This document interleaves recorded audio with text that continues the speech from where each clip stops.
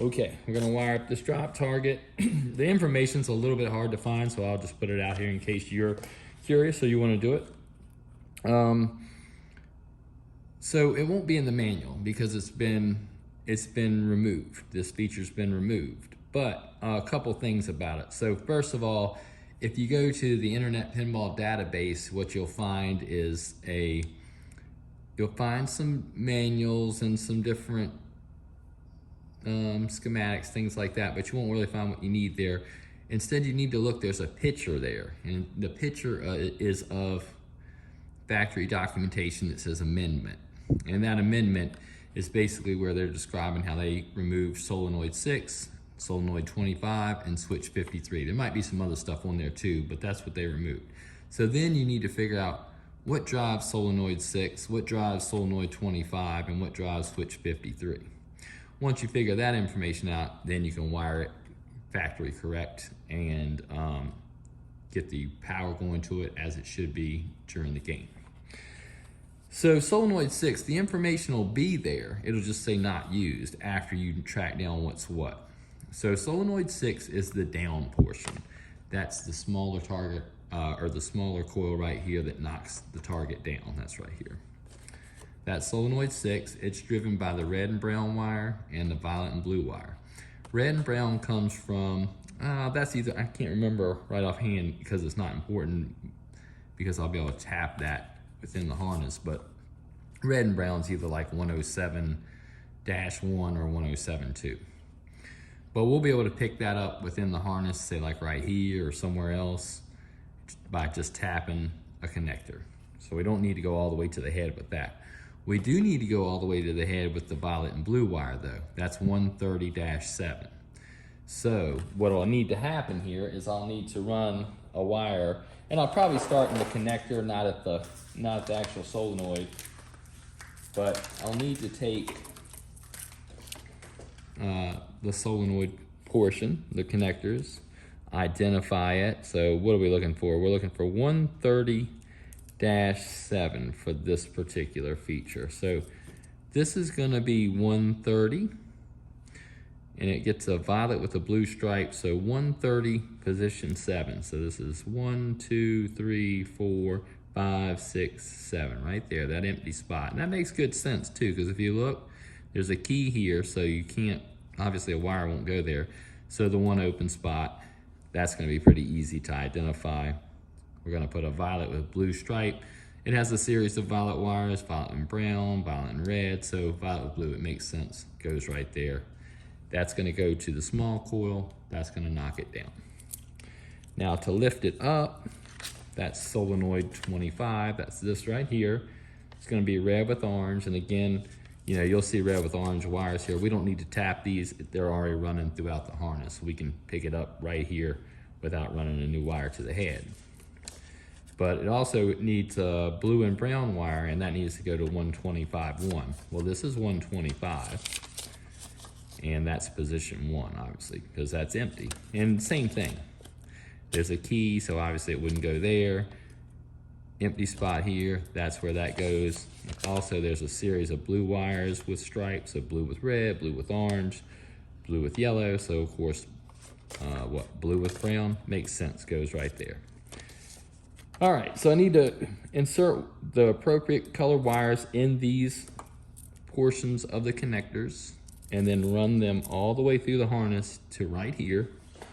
And then I need to tap and pick up the red strand wires. I'll say that I need to drive each one of these. So whether it be the red with orange or the red with brown, I'll be able to find it on here, tap into it, and wire it. The switch is already wired from the factory. You know, the provision is there. It's switch 53, green and black, white and orange. That's already in here. They probably just didn't, when they omitted the feature, they probably just left it in the harness. It was probably easier than trying to make a change. But that means that we only have to wire the switch itself, not worried about putting a provision in the harness. If we need to put a provision in the harness, that would be easy enough, because like the red strand wires, this color combination of wires is just, it's running all throughout the harness. it's easy to find if you need it without going all the way into the head. So the hard part will be getting these wires all the way into the head. So let me get the wires started and fish them in here, and then I'll come back on and finish wiring. Hopefully that at least explains the thought process of how it's done and how to do it best I can. I'm not like a professor. I'm not a good teacher of these things. I just kind of do them and explain what I'm doing. It makes sense to me. So that's it, and I'll get everything pre-wired, and then we'll come back to it. Okay, I got the wires, the drive wires for the features right here. And then, so that's coming out to the drop target. And then I have them fished all the way through the harness and coming out here. I'm gonna push these wires in. All right, so now I've made a power tap for the red and brown strand that I need right here on this connector. Put that right back in there. Good to go there. I'll fish this wire through the harness. See where it came from. Just always try to follow the same direction that it was coming from initially. And I'll probably put a zip tie right here. I kind of have one already that I don't need, but I'll get around to that. Try to neaten this stuff up. Okay, and so this is gonna come this way. This will be a part of it. All right, and I got a lot of extra wire, but I'm gonna use all this extra wire to actually wire the feature and then make a plug when I get to that. So the next thing I need is the orange strand. So probably the best place to pick that up is gonna be right here off of this gate. And I'm gonna do the same thing. I don't really like to put 3 wires on there coming out of one connector, but that's the best option in this situation. I'm not hurting anything. It's not that there's anything inherently wrong with it. It just can be very hard sometimes to crimp 3 wires into one connector. And the popping it out can be a pain too. I actually made this connector myself. I wish I'd have thought about that before, but at the time that I was doing this, I didn't really, at teardown and times during that, I didn't really have the info at that time that I needed. So I didn't know what I would need to tap. Now I do.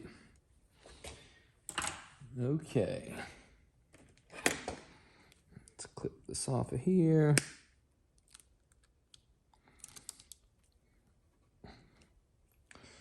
That's good.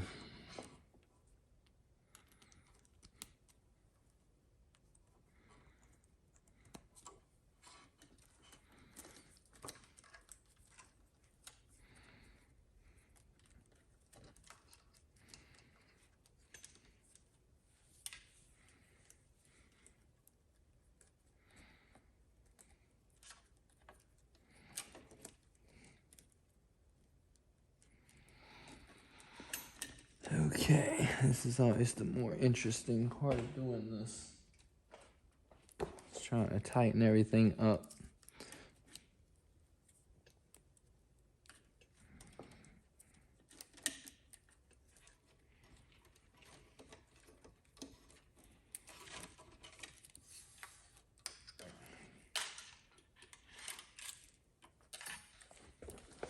Okay, there is our harness, or what we need, and then we can make the harness on here.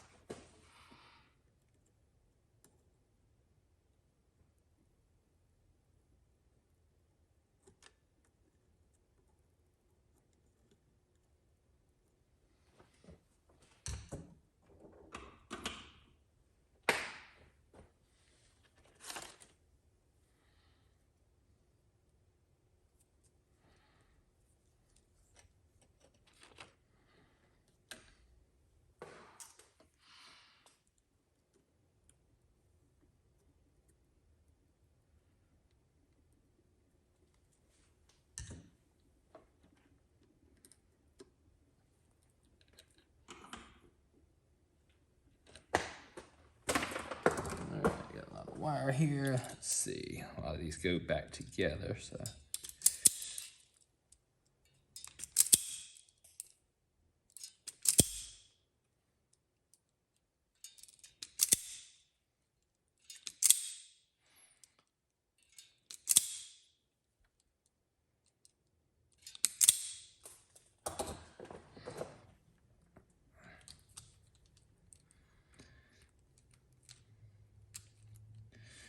Okay, let's put this in the connector.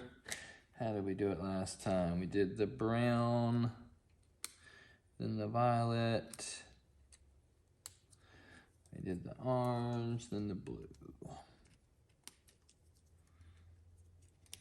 Okay, we now have the drop target assembly wired. Zip tie on here.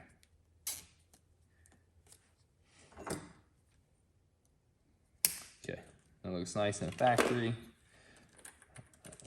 Aside from the clear tubing, which is a good added feature. Plug it in. Plug it in. Let's tie everything into the loom.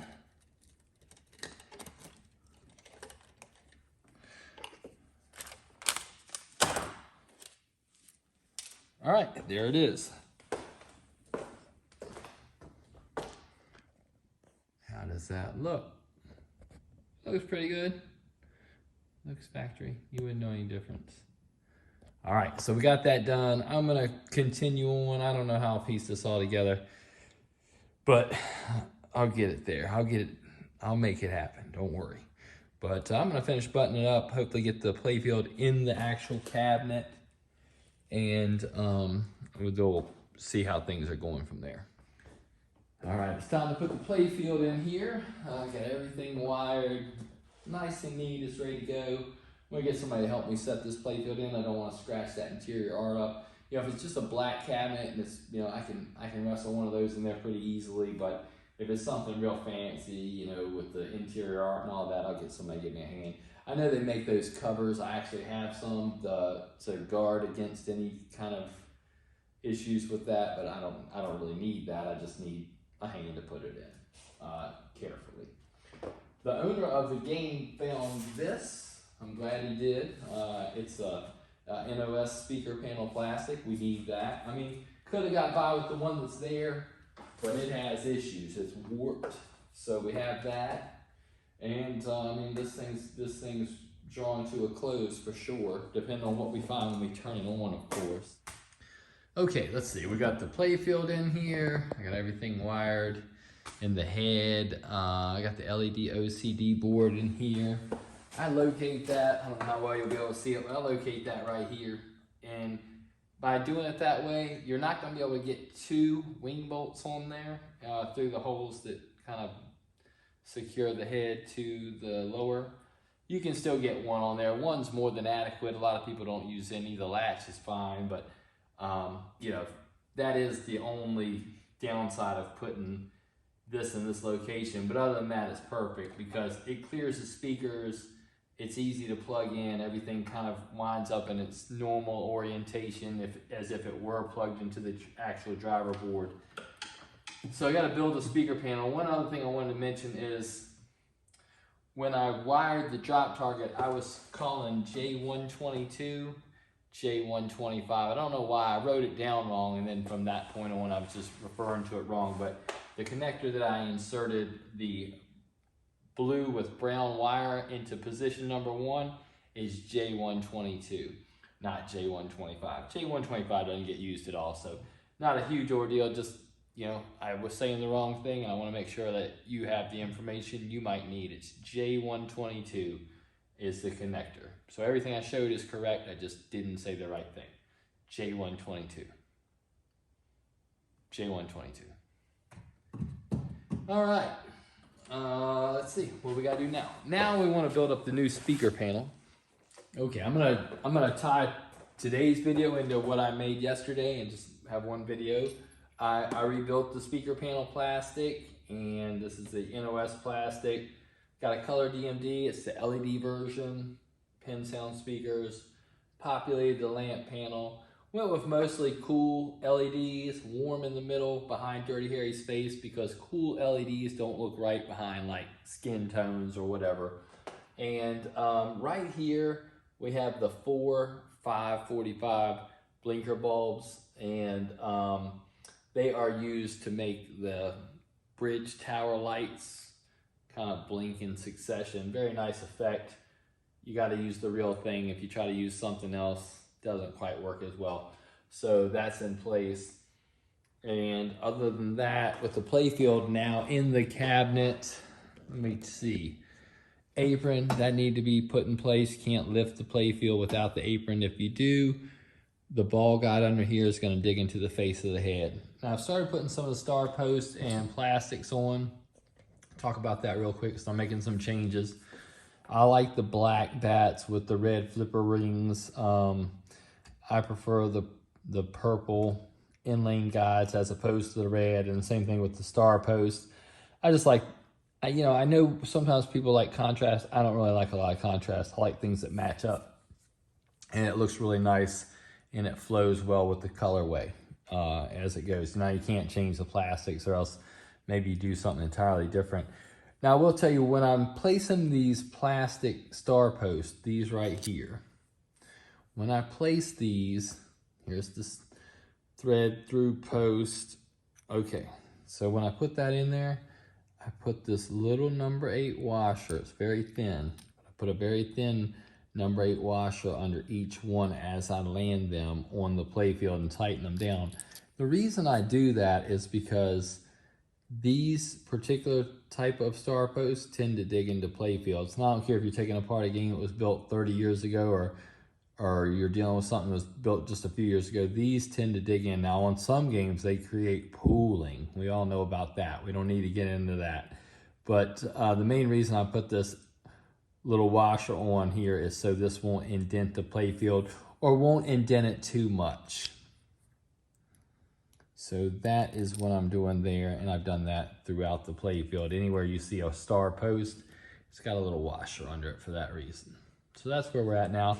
Let's turn it on. We'll check out the features, see if anything works. Now, I can tell you the gun stuff, this is gonna flag some errors because it's not fully assembled, but I did put the code in for the LED, or for the color DMD. It's going to take it a minute to come up because of the pin sound. Alright,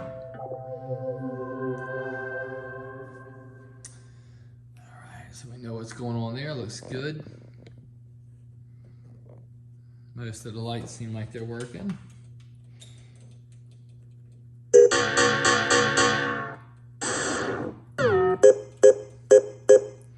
Let's do some tests real quick.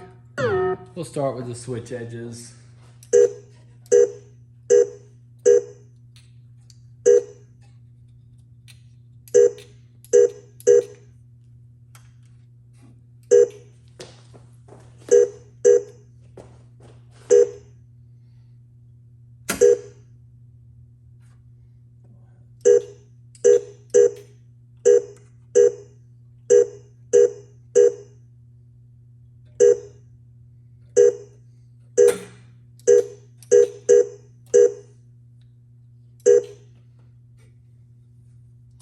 Alright, everything looks good for the switches for the most part. Even the drop target seemed to register, so that's good. Speaking of the drop target, let's do all the lamps. Let's go back to solenoid since that comes up first. And nothing's gonna happen until I close the door. The only thing I care about, I don't want to do 6 yet because I need to set the target actually up. So let's just see how that goes. I think it's 25. There you go, 25. All right. All right, drop target comes up, that's good. Now let's go back to 6 and see if it goes down.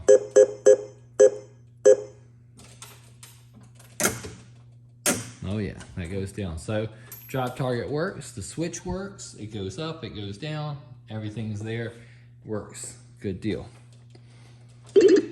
Now the rest of the solenoids are pretty inconsequential to me. I don't need to worry about that yet. I'm sure they're fine.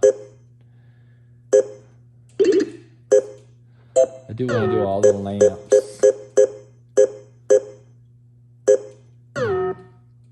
See how those are doing. Alright, looks like pretty much all the lamps are working. I don't see any out yet, but let me look closely. Got one out up here, no big deal, probably just need to twist something. Yep, all the lamps look good. Besides that one. Yeah, I mean, this thing's looking pretty good. All right, cool. So that's pretty much where I'm at right now. Tomorrow's another day, and there's the little blinker bulbs. Actually, let me put the trans light in place, just to give the effect.